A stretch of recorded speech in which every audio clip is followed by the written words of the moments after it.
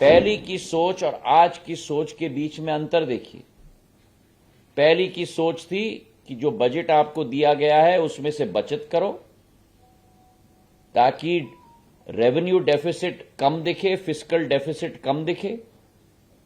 आज की सोच है कि पैसे की कमी नहीं है, लेकिन पैसा का पूर्ण सदुपयोग करके राष्ट्र के निर्माण पे, कैपेक्स पे आप आगे बढ़ो। आज भारत में 23 वंदे भारत ट्रेन चल रहे हैं। 2047 तक इस 23 की संख्या को बढ़ाकर 4500 वंदे भारत ट्रेन चलेंगे भारत के अंदर 2047 तक। 2027 तक मतलब अगले 4 साल के अंदर जर्मनी और जापान से आगे बढ़कर भारत विश्व की तीसरी बड़ी अर्थव्यवस्था बनेगी। हाईवेज, एयरपोर्ट्स, अधोसंरचना में ही विशेष ध्यान देकर और उसमें निवेश करके आज एक विकसित, विश्व के सबसे विकसित देश के रूप में उभर पाया है। और यही कहानी हमारी पड़ोसी देशों की भी है। चाहे चीन की बात करो, हांगकांग की बात करो, ताइवान की बात करो, आप कोरिया की बात करो। पर आश्चर्य की बात यह है कि यही स्थिति भारत की भी थी। अगर 1950 के आंकड़ों को हम निकालें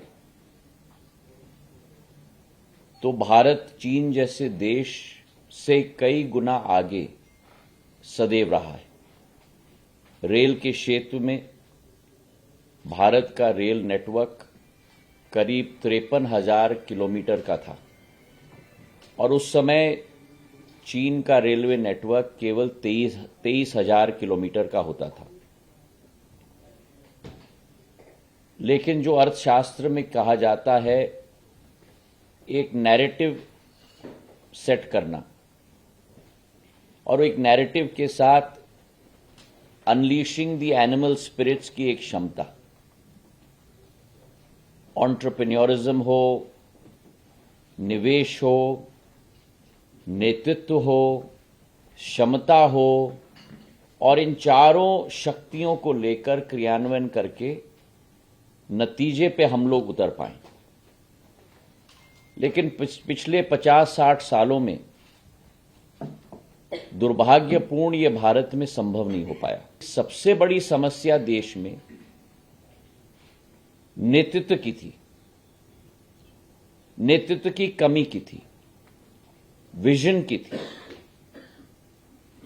और इसी को एक नए रूप में और नया लक्ष्य, नया दक्ष और नया संकल्प धारण करके 2014 में लाल किले से प्रधानमंत्री जी ने घोषणा की थी कि भारत के विकास का नया अध्याय अधोसंरचना में ध्यान देकर और उसे पूर्ण फोकस बना करके ही हमें आगे बढ़ना होगा। और इस अप्रोच के साथ 2021 में प्रधानमंत्री जी ने पीएम गति शक्ति की योजना को भी जोड़ी।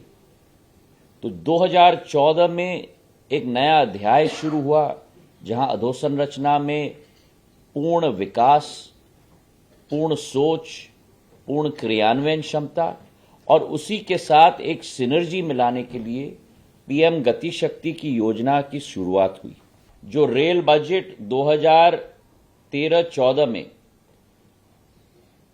29,000 करोड़ का था, उसे आज 9 गुना 9 वर्षों में बढ़ाकर आज वही रेल बजट 2,40,000 करोड़ का बन चुका है उसी देश के अंदर। 9 times multiplication, 900% growth, 29,000 crore to 2,40,000 crore. देश की जनता ये कभी कल्पना नहीं कर पाती थी कि भारत सरकार 10 लाख करोड़ का कैपेक्स का इंफ्रास्ट्रक्चर बजट लेकर आगे बढ़ेगी 1 साल के अंदर। पूर्व के जमाने में एक एक रुपया नहीं 8 आने डाले जाते थे।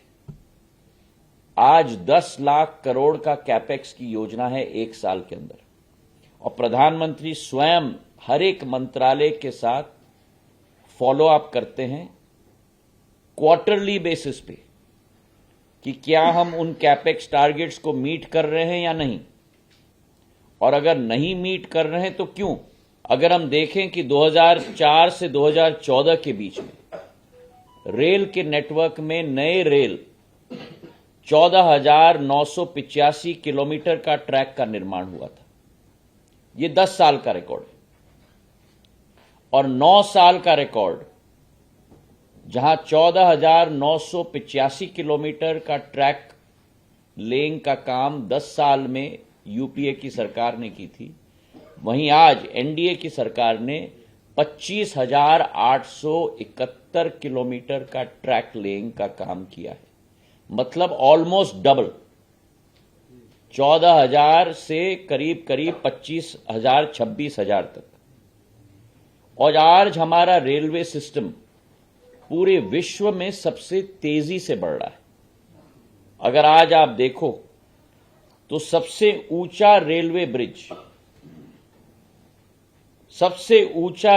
ब्रिज पूरे दुनिया में, मैं भारत की बात नहीं कर रहा हूं, एशिया की बात नहीं कर रहा हूं, आईफल टावर से भी ऊंचा पेरिस का, वो आज देश में कहां बना है?